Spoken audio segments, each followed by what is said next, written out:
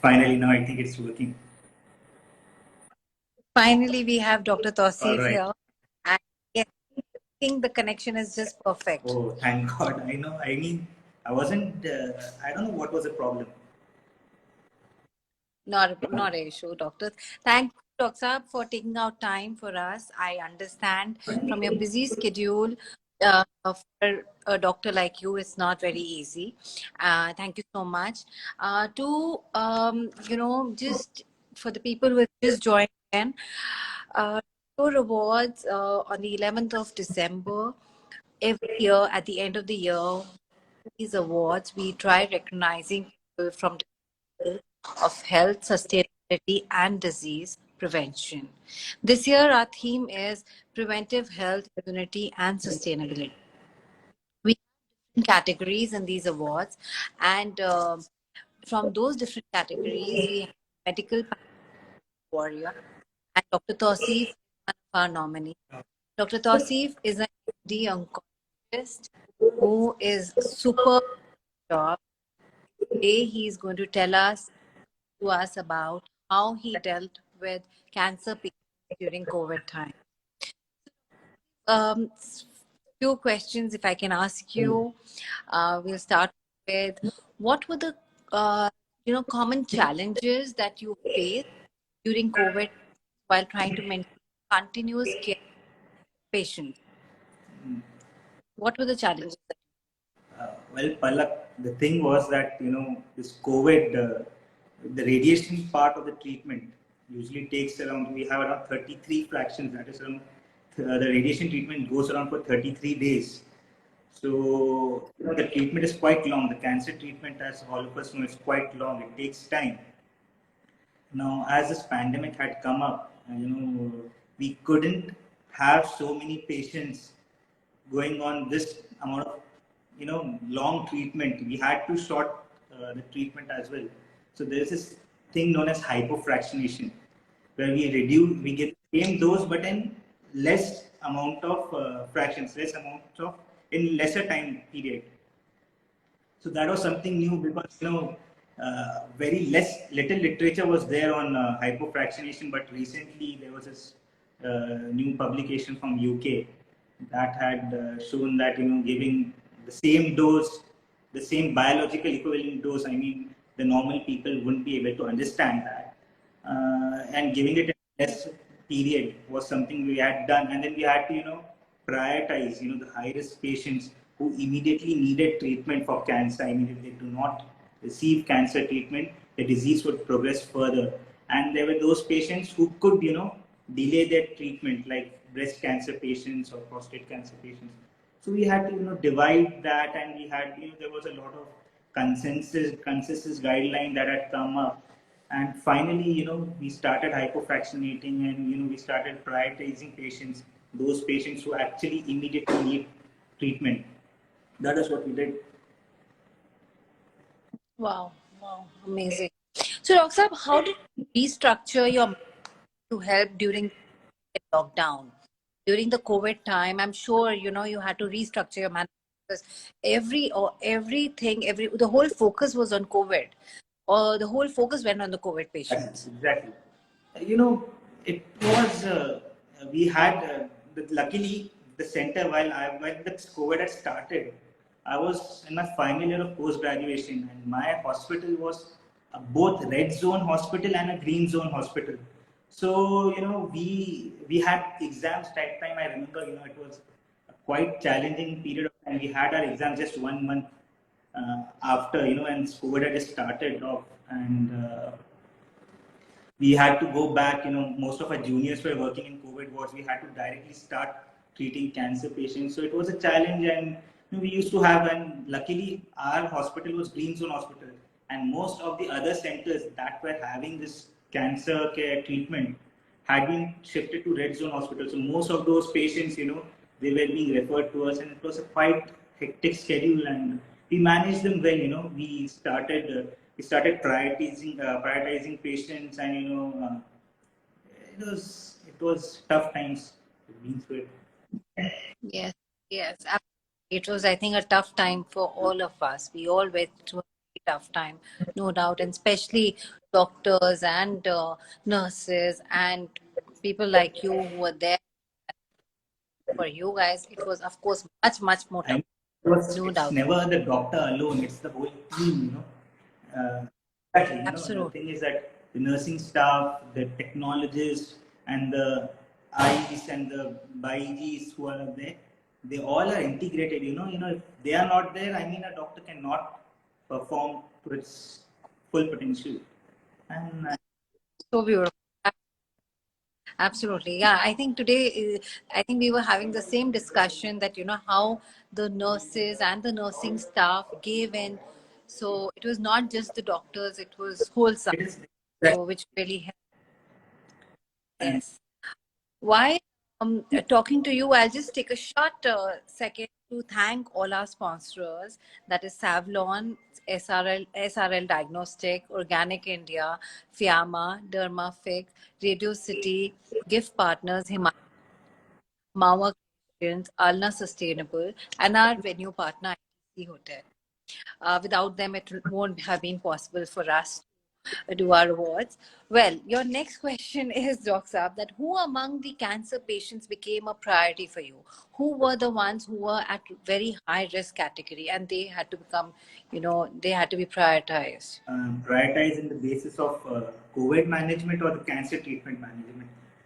When it So, like in the cancer patients, cancer patients, who were the top priority for you during the COVID time? exactly You know. the priority basis, we had those patients, we had to see those type of cancer, we had the priorities on those type of cancer patients, like head and neck cancer patients, where we knew that if we do not treat them early and give them treatment on a timely fashion, the disease would increase, like the case of carcinoma cervix and all, they progressed fast, and if given with radical intent, we could have cured them. So we had priority of those patients, so we always wanted to treat those patients, and we had large amount of head and neck cancer patients. Head and neck cancer being a very aggressive type of a cancer, very aggressive form of a cancer. So Okay. we had those patients as priority: head and neck, cervical cancer. Where the radiation, if not given on a timely fashion, would increase their disease and would disrupt the outcome.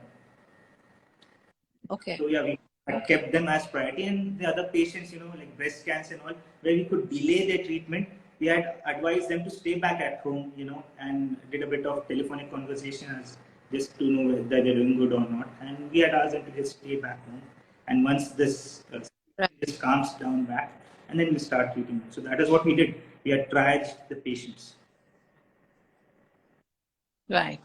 Right. Lovely. What would be some guidelines to follow strictly by the caregivers and patients during these times, during the COVID times, that you had to mention to the caregivers and patients that they had to follow?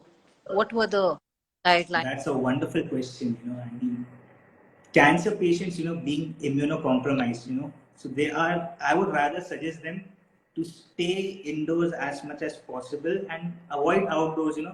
It's quite impossible to avoid outdoors, honestly. But yeah, minimize your outdoors exposure, because immunity is a bit compromised. Get vaccinated, definitely, and have a very good meal. Healthy diet. I wouldn't say having the junk food or something. Having a nice healthy diet and doing exercises. Breathing exercises, that plays a pivotal part in COVID-19. So yeah, have a nice diet. Avoid, maintain the social distancing norms. That is what I would recommend the cancer patients and caregivers. Of course, yeah, wash your hands while meeting them. Try to wear a mask, because they caregivers at times are exposed to they're more exposed to outdoors. So just keep that social distancing norms, and that should be good. And get vaccinated, of course. That would help. Absolutely. Absolutely. Yes, because I think there was a lot of pressure even on not only on the cancer patients, but even on the caregiver, because they are the ones who are taking care of the patient, and it does get a little overwhelming for them too. Yes. So I think it's important for them also to understand how to manage the whole disease aspect. Well, talking in between, I would just like to mention about our Restore Awards. As you already know, 11th of December, Rachna Restores is having our Restore Awards, where we try, rewarding people coming who are workers, selfless workers, doctors, healers, businesses, and companies who are working in the areas of health, sustainability, and disease prevention. So this year, our theme is preventive health, immunity, and sustainability. We have beautiful jury of Sunita Mohantani, Subrata Datta, Dr. Taruna Mahan Gupta, Sonali Matthew, Naseeb Arif, Hiru Mehndani, Jalal. And we have different categories of our awards: sustainable product, lifestyle, sustainable vision organization, health messenger, health beyond boundaries, health innovator of the year, healing home chef, pioneering health social enterprise, health warrior beyond limits, and medical pandemic health warrior. And Dr. Tausif is our nominee of medical pandemic health warrior. Well, last question for you, Doctor. Share a personal experience which will give an insight to the audience about how you went beyond your capacity to help patients during the COVID time. I know it was a very difficult time for you personally. You lost your mom, so it has been a traumatic time for you. But give us a personal experience, share a personal experience of yours where, which will just give a to the audience about how you went beyond your capacity, beyond your limits to help the patients. Well, the thing is that actually, this is the year I lost my mother. So she was admitted in this hospital, and she was in ICU that time. And I used to go there to visit, and unfortunately, even I turned out to be positive. So I also used to be admitted in the hospital. And there was this patient in ICU who had emphysema. And hello, am I audible? Yes, Yeah. yes. So there are patients who had subcutaneous emphysema, and unfortunately, the doctors were not able. They were shortage of doctors, obviously. So I had been requested, to go there and just do the procedure of draining out the subcutaneous emphysema. So yeah, that was one of those moments I would like to remember. Where I was COVID positive, not up to my, but then I had to go there. I went to the ICU, did the procedure. Meanwhile, I was just seeing my mother as well. So it was, I did that procedure on the patient for subcutaneous emphysema. Uh, Procedure was successful, but unfortunately, we lost the patient due to the complications of COVID. But that was I find lucky. I find myself to be lucky that I got the opportunity to serve such patients. Cancer or any other patient doesn't matter. It's a service to mankind. So I'm Absolutely. grateful for having that opportunity. And there were many examples. But I think this is something which I would like to remember and would like to share. Wow. Wow. Lovely. That's what say that, the hands of a doctor are like the God's hands. So you came as a God I for would that rather patient. say that being a doctor, you get an opportunity. God has given you an opportunity to help other people, and you just become a zaria. We call it. We say, it's like a zaria. We are a way of just helping people, and that is something which in the end of the day, gives you satisfaction and gives you joy. Very And so I find myself lucky to be in this profession to help people and to just be a service to mankind. how beautiful. Thank you so much, Doc Saab. Thank you so much for being here, and thank you for taking out time. Bless you. And, God, you have been kind, and trust me, like it's been very difficult time for everyone, and I'm sure that now things will be much better. COVID is like numbers are coming down, and hopefully the patients get the kind of treatment and the kind of care that they need. So, and so much for giving the students so much knowledge. And you can just cross it. I will just talk about the awards for 2 minutes, and you can just cross it from Thanks. your box up. All right. Thank you, Take doctor. care.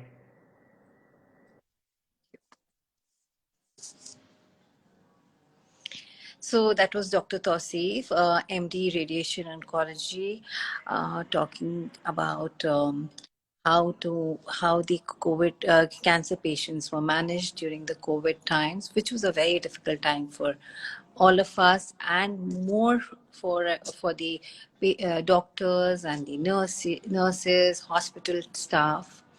Talking about the awards, we are looking forward to seeing all of you on the 11th of December at the Restore Awards. The theme for which is preventive health, immunity, and sustainability. Our nomination categories are sustainable products, sustainable vision, health messenger, healer beyond boundaries, health innovator of the year, healing home chef, pioneering health social enterprise, health warrior beyond limits, medical pandemic help warrior. So if you know of someone who's been doing a great job, or you yourself are a warrior, or doing some great work in any of these fields, please nominate yourself. 30th November is the last date. And I would at the end, I would like to thank our sponsors, that is Savlon, SRL Diagnostic, Organic India, Fiamma, Radio City, Dermafic, our gift partners, Himalayan Water, Mo Creations, Alna Sustainable, and our venue partner, ITC Hotel. At the end, I would also like to thank our jury, that is Sunita Mohandani, Subrata Datta, Dr. Taruna Madan Gupta, Sunalini Matthew, Naseeb Arif, Hiru Marchandani, and Mr. Ratan Jalal. Thank you all for being here today evening, and we will all see you on 11th of December. Thank you.